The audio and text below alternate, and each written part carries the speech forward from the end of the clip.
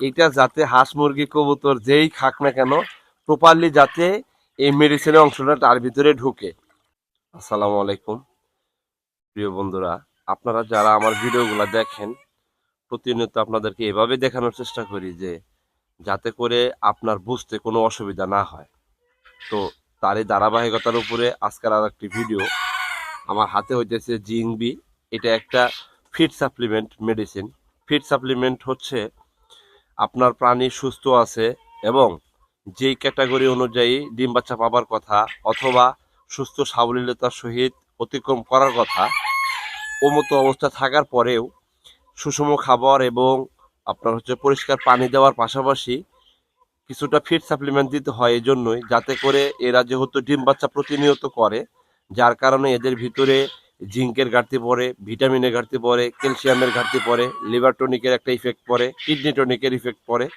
তো এই ধরনের বিষয়গুলা একেবারে 100% পরিপূরক রাখতেই কিন্তু ফিড সাপ্লিমেন্ট হিসাবে এরকম জিঙ্ক, ক্যালসিয়াম, হ্যাঁ, vitamin, multivitamin, liver tonic, kidney tonic, ঠিক আছে, এগুলা কিন্তু এদেরকে সাপোর্টিং হিসাবে দেওয়া লাগে, তাতে করে ওই প্রাণীটা 100% ভিতর থেকে সব কিছুর উপাদান বা পুষ্টিগুলা ঠিক থাকে। ওরা কিন্তু যে ধরনের আপনার হচ্ছে হলো প্রোডাকশন দেওয়ার কথা সেমলি সেই প্রোডাকশনটা দিয়ে যায়। তো আজকে আমার এই যে পাতিলের ভিতরে মোটামুটি 4 লিটার প্লাস পানি নিয়ে রাখছি।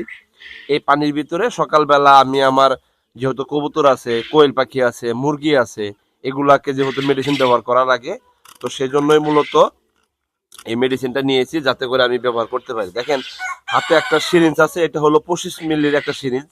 হ্যাঁ, এই 25 মিলির সিরিঞ্জের মাধ্যমে আমি এটা মোটামুটি 5 মিলির মতো একটা মেডিসিন এখানে নিয়ে এখানে দেব। কিভাবে দেই সেটা দেখেন। এই যে দেখেন,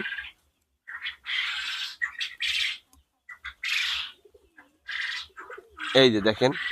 তবে আপনার হইতেছে যে এই সিরিঞ্জের মাথায় কিন্তু আমি সেলাইনের যে তার আছে এই তারটা লাগাই নিয়েছি, যাতে করে এই যে ওষুধটা যে তুলতে কিন্তু একটা সুবিধা হলো। কথা বুঝতে পারছেন? মানে 2-3 ইঞ্চির পরিমাণে একটা সেলাইনের তার লাগাইছি মাথার ভিতরে।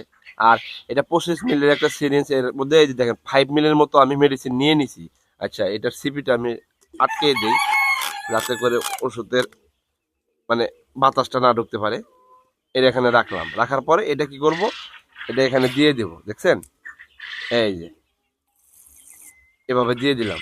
দিয়ে দেওয়ার পরে পানিটা টান দিয়ে আবার দিয়ে দিলাম, যাতে করে মেডিসিনের কোনো অংশ এই সিরিঞ্জের ভিতরে না লেগে থাকে। আচ্ছা, এটা দেওয়ার পরে এই যে একটা লার্কি দ্বারা বা একটা খড়ির অংশ দ্বারা এটা আমি সুন্দর করে এটাকে মিশাবো, স্পষ্টভাবে মিশাবো, যাতে করে প্রত্যেকটা পানির কণায় কণায় যাতে এই মেডিসিনটা মিশ্রিত হয়ে যায় এবং এটা যাতে হাঁস মুরগি কবুতর যেই খাক না কেন প্রপারলি যাতে এই মেডিসিনের অংশটা তার ভিতরে ঢুকে, তাতে করেই আমি প্রপারলি একটা রেজাল্ট পাবো ইনশাল্লাহ। ঠিক আছে? তো আমি তাজিরুল কিন্তু ভাই এইভাবে প্রতিনিয়ত এই নিয়ম অনুসারে বা এই ধরনের প্রসেস অনুসরণ করেই কিন্তু আমি আমার গবাদি পশু পাখিগুলা দীর্ঘদিন যাবত লালন পালন করে আসতেছি।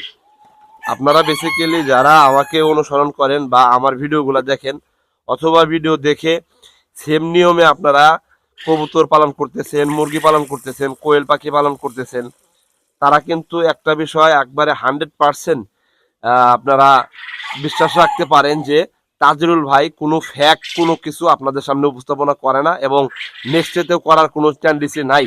তো আপনারা দয়া করে ভিডিওগুলো দেখলে কথাগুলা একটু মূল্য করে বা মূল্যায়ন দিয়ে আপনাদের খামারে যদি আপনারা প্রোভাইড করতে পারেন 100% আপনারা রেজাল্ট পাবেনই পাবেন। কারণ এমন কোনো মেডিসিন নাই যেই মেডিসিন আমি নিজে ব্যবহার না করে আপনাদেরকে অ্যাডভাইস করি। আমি কোনো কোম্পানির স্পন্সর না যে ওই রেনেটা কোম্পানি, স্কোয়ার কোম্পানি, এসকেপ কোম্পানি, কেমিস্ট কোম্পানি, অপসনিয়ন কোম্পানি, এই কোম্পানির স্পন্সর হিসেবে আপনাদেরকে মেডিসিন সাজেস্ট করি না, একেবারেই না। আমি যেটা ব্যবহার করি সেটা যে কোনো কোম্পানির হোক, রেজাল্ট যদি আমার কাছে ভালো হয় ওই মেডিসিনটাই ব্যবহার করি এবং ওই মেডিসিনেরই ভিডিওটা আপনাদের সামনে উপস্থাপনা করার চেষ্টা করি।